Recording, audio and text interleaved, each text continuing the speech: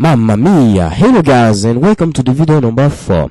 Alors dans cette vidéo, nous allons ensemble apprendre à créer un fichier shapefile.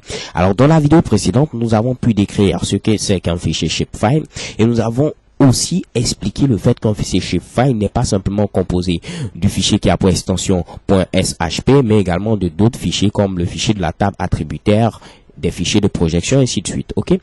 Alors sans plus tarder, on va ici créer notre premier fichier shapefile. Alors pour cela, vous n'avez qu'à choisir simplement un répertoire dans votre dossier de connexion. Donc ici, je choisis ici ce répertoire que j'ai ajouté au dossier de connexion. Je fais un clic droit là-dessus et je viens à ce niveau, je fais New Shapefile. Ok.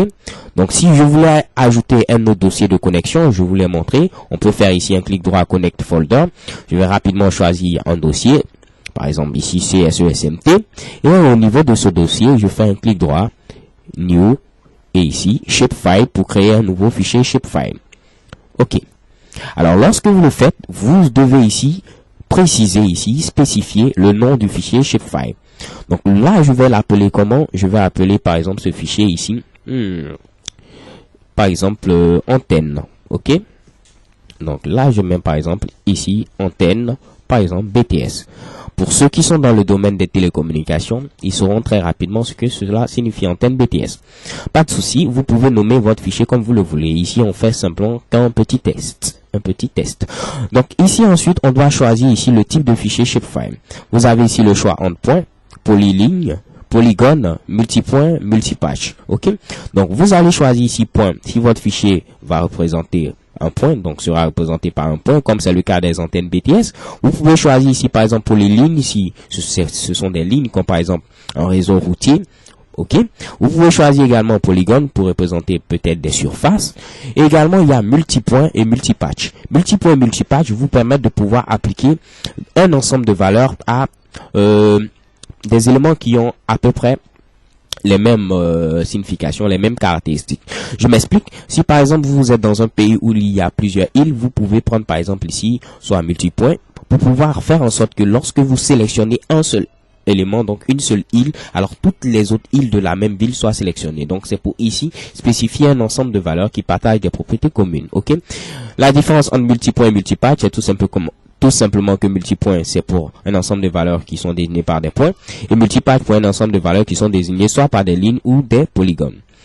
Ensuite, on a ici la référence spatiale où il faut indiquer ici la référence spatiale de notre fichier shapefile. Alors pour cela, vous allez cliquer tout simplement sur Edit et on a plusieurs boutons qui sont disponibles.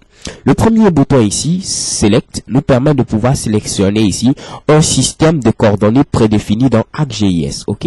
Donc vous pouvez ici cliquer sur Select et sélectionner ici en fonction de votre position géographique la projection la mieux indiquée. On pourra voir dans des vidéos suivantes comment le faire. Ok.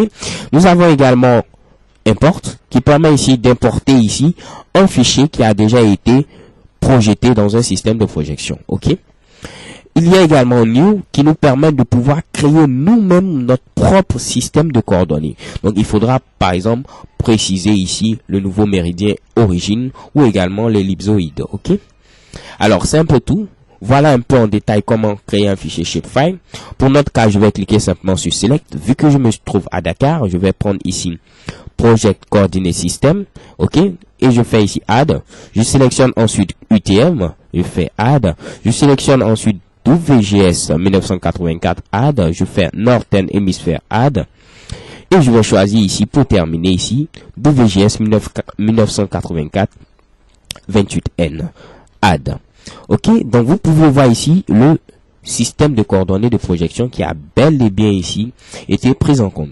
Donc vous pouvez faire des recherches sur Google pour rechercher la zone UTM de votre pays et en faire de même en cliquant sur Select et sélectionner ici le système de projection le mieux indiqué. Ok, on va cliquer sur appliquer, puis sur OK.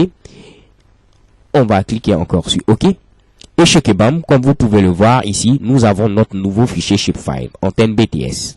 Okay, so thank you guys for watching and see you to the next video for the new thing. Don't be afraid. We'll see all thing in details. Bye bye.